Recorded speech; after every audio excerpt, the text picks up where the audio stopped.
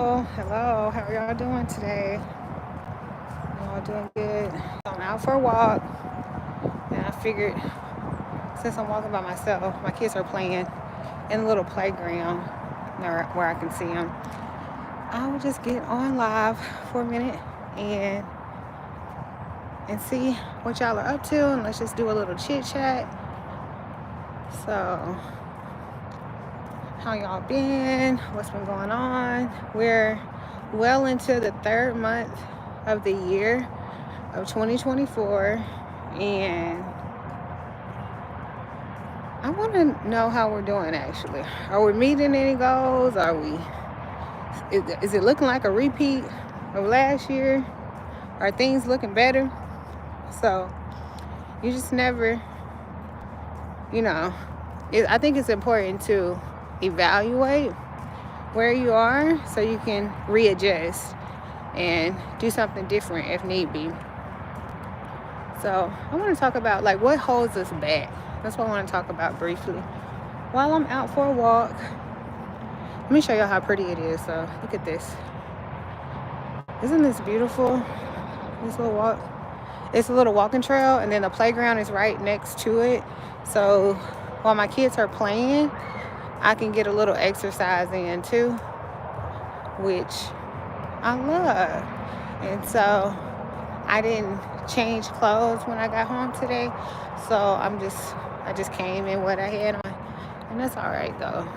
But speaking of evaluating, I was like, okay, we don't want to fall into, if we see ourselves like starting a habit that we were trying to break or starting a habit that's not beneficial for us, then it's one that you want to get away from, right? You don't want to find yourself repeating those same things over and over again and then wondering why your life is on pause, wondering why things aren't changing the way that you would want them to change. And so it's very important to, once you notice a habit that you have started or something that you're trying to change and you continue to do it, you got to stop and evaluate. You got to stop and just say, hey, I don't like this path I'm on. And you got to look at yourself and hold yourself accountable. Like, I don't like who I am right now. I don't like these habits that I'm having right now. I don't like this about me. I need to hold myself accountable. Just yesterday, I was talking to my husband, and I said, I have an idea. And he said, Tawana, it doesn't make sense. He said, look, listen to what you're saying. I'm not going to share the idea right now, but he was like, it doesn't make sense. He was like, if you want it bad enough, then you need to start staying up later, getting up earlier, not just cutting off. And I was like, well, I just kind of sat there and listened because I was like, wow, that do make sense. He said, if it's something that you really want, you're going to stay up later for it, you're going to lose sleep for it, or you're going to get up early for it, because you got to make a sacrifice. And so I was like, wow, that really resonated with me, because if you're passionate about something, you're gonna make sacrifices for it. You're gonna make the sacrifices to see that dream come to fruition. And that hit me. And I'm like, wow, I need to do some evaluation. Because I'm more of like my personality type. I see the end result. And it's hard for me to see the like details. Sorry, y'all, I'm on a walk. For those of you who just joining, I'm taking a walk. My kids are playing at the park. It's a park with a walking path right by it. And so I said, let me get on and encourage some people while I'm walking. So anyways, so for me, I'm like a big picture person. That's what I'm saying. So I can see the end result. I can give you great ideas. What I struggle with at times is greetings from Switzerland. Nice to have you. Thank you. What I struggle with is those little things, the little tasks along the way that get to the big end result. And so it's very important that that you don't get excited in the big picture, too excited in the big picture that you miss the details that will get you to the big picture. Does that make sense? So it's like you can have that excitement, but don't let that excitement stop you from developing the habits that will get you to that big picture. And I was like, wow, I'm the counselor. My husband was counseling me just yesterday, because I was like, wow, I needed to hear that, because it really got me to thinking that where I am and where I would like to be is all because of my habits. It's all because of what I've put in. So where you are today is a direct result of what you have put into your life. What have you become? And so I just want to get on to see, since we're in the third month of the year, and over the half of the third month of the year, it's almost, the end of March. Where are we at? How are we doing on our goals? How are we doing on our habits? Are we changing? Are we improving? Or do we see ourselves cycling down these same habits that have kept us bound for years? Good evening. How are you? So I just wanted to get on and chit chat with you all to see. I'm out for a walk. Let me show y'all. It's so pretty. Let me show y'all. It's so pretty out here. Look at that. And it's a nice little path. Sometimes I jog it, but my kids are playing over there, and I just took them to the bathroom. So it's very pretty, and I love to just come out here. And a lot of times I don't listen to anything. I'm either just walking, praying, or walking, thinking, jogging, thinking, listen to a sermon or something like that, something that's kind of edifying.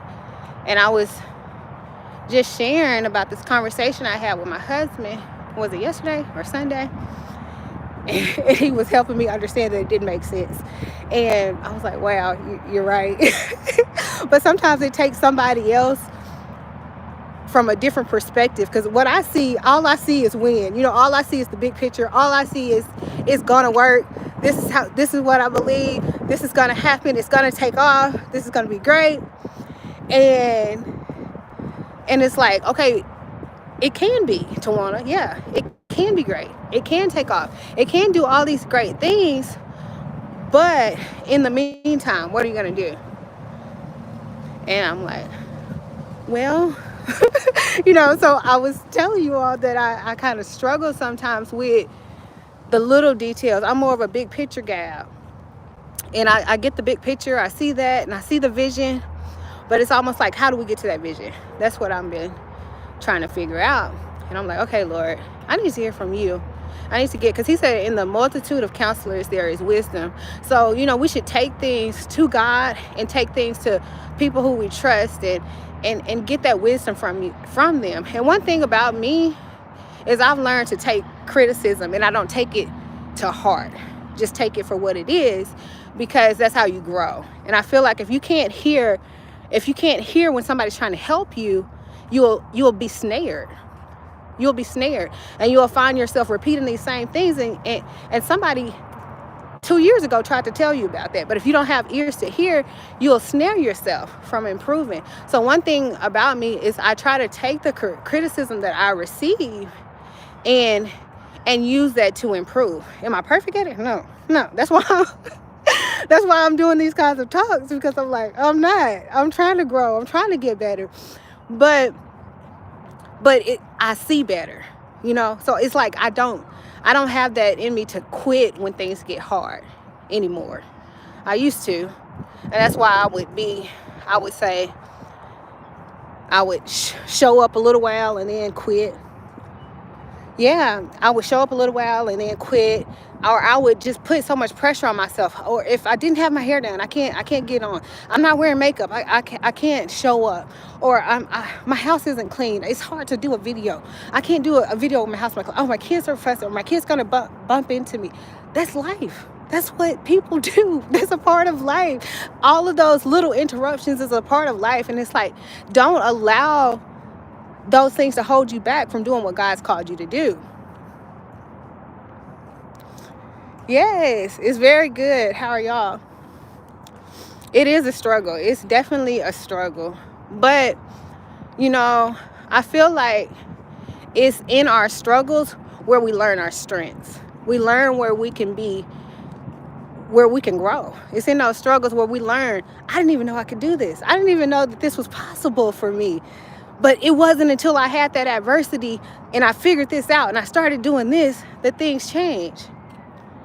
Wow. And so I'm learning now to stop seeing like your adversity as like just super bad. It's not all bad. It's not all bad, because you're gonna learn different strengths that you didn't even know you had, that you didn't even know you were capable of in your adversity. Like, it makes me think about Joseph. I'm sure when he had that dream where the wheat was bowing down to his wheat, it portrayed a bigger picture, that he was going to be in some type of leadership role, right? And there were going to be people under him. But he didn't see that on the way to get into that place, in that position, that people were going to be serving him, that his brothers would try to kill him. They put him in a pit, sold him to some Egyptians. He had to work, and where he worked, his boss's wife said he tried to rape her. And so he was falsely accused and threw into prison. And yet he still had this gift on him. He still saw that something was going to happen that would lead him into that high position with the king, or with the Pharaoh at the time. But he didn't see the pit. He didn't see the adultery, the lion. He didn't see the jail. And he didn't see, that was years of his life. We read it in a short chapter or two, but that happened over years. And so even in his jail, while he was in jail, he used his gifts. His gift was dream interpretation. And that same gift that he had before he was sold into slavery is what got him out of jail and into that position with the Pharaoh, where after the famine came into the land, his brothers did come back because they needed to buy some food, and they ended up bowing down to him and serving him, but they didn't even recognize it was him because he was in this leadership role. So a lot of times we complain in our struggles, we complain in our pits, like the Israelites did when they were going through the wilderness, right? They complained. And that's why they didn't see the promised land. One thing about Joseph, that I can remember off my head, I didn't hear a lot of complaining on his part when he was falsely accused, that was recorded, that I can remember. And so I think it's important not to find yourself with a complaining or murmuring spirit when you're going through what you're going through. Because obviously when we're going through something, God is working something out of us. He's working something out of us. And it's a test. So when you're tested, it's important to pass the test, right? And I feel like complaining is not passing the test. Murmuring is not passing the test, because it's like, we got to see God for who he is. He knows what's going to happen tomorrow at this time right now, because he's not in time, right? God lives outside of time. He lives outside of time, right? And so if he lives outside of time and I am his child, why am I worried about what's going on in my time right now, when the God that I serve lives outside of time, can step in to any place in time, right? He's in eternity. And so he said, don't care no thought for tomorrow. Tomorrow can take care of itself, right? And it's like, okay, God, you see what I'm going through. You know what I need before I even ask of it. So I'm going to give this to you. And so it's best to worship God, I feel like, in our tests, in our trials, when we're going through. Because that's so confusing. Just think about it. In the spiritual realm, it'll be so confusing. They're like, she's going through this. Why is she worshiping God? Or she just had this happen. How does she still have joy? That's because I am not of this world. I am in this world. And so he gives the supernatural joy that you can have it in chaos. You can have it when you're, when all hell is breaking loose, you can still have this peace about you, because you know the author of the story. And you trust the author of the story. You recognize him as who he is. And so as we are on the latter half of the month of March, the third month of the year, I think it's important for us to evaluate where we are and make some adjustments where we need to make adjustments. And so that's what I'm doing. And so as I was walking, I said, let me just get on and encourage somebody else while I'm encouraging myself. Because I think it's important that we need other people. We need the encouragement of other believers, because this walk is not easy. You know, it's not easy, but it's worth it.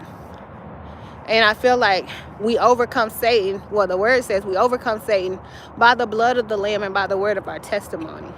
And if you're not sharing your testimony, you're not overcoming Satan. So start sharing your testimony. Start sharing in the struggle. We see a lot of people after they've gone through the thing, not while they're in the thing. Let me just tell y'all this, and just to tell you about the goodness of God real quick.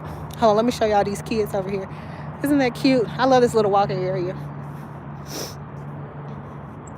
That's my son over there climbing up on that little, and my daughter coming.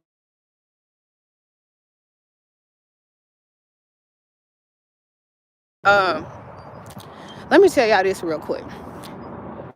February, I'm sorry, I think my phone, I had a call come in and it might have stopped. But let me tell y'all this. February 24th, I think it was 24th or 25th, somewhere around there. So anyways, I had been having this pain in my side, right? And my cycle was longer than normal.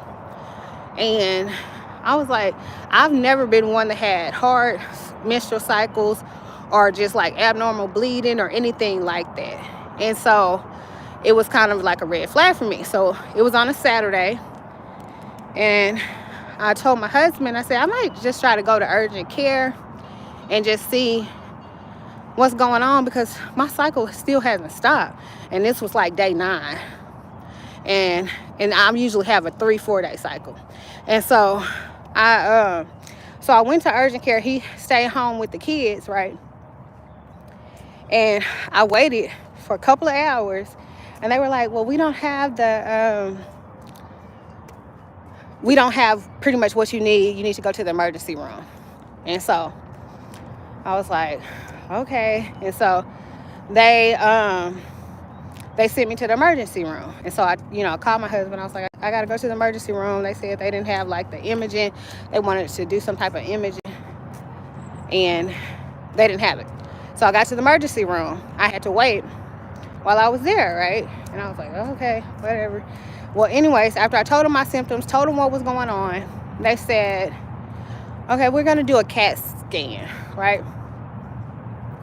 So you hear CAT scan, already, you think CAT scan, it's already just, I think, an intimidating word to me. And that's how it was to me. I was like, CAT scan? Well, anyways, I had to wait for the CAT scan, people. So I got the CAT scan, and then I had to wait for the results to come in.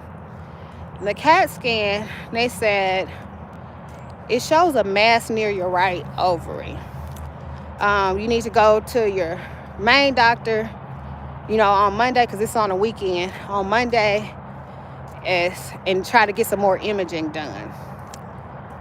At that point, I hear mass. I've had a CAT scan, and I was like, I just kind of just soaked it in. I was just like, well, it was just kind of surreal at the moment, because you don't want to hear mass and CAT scan.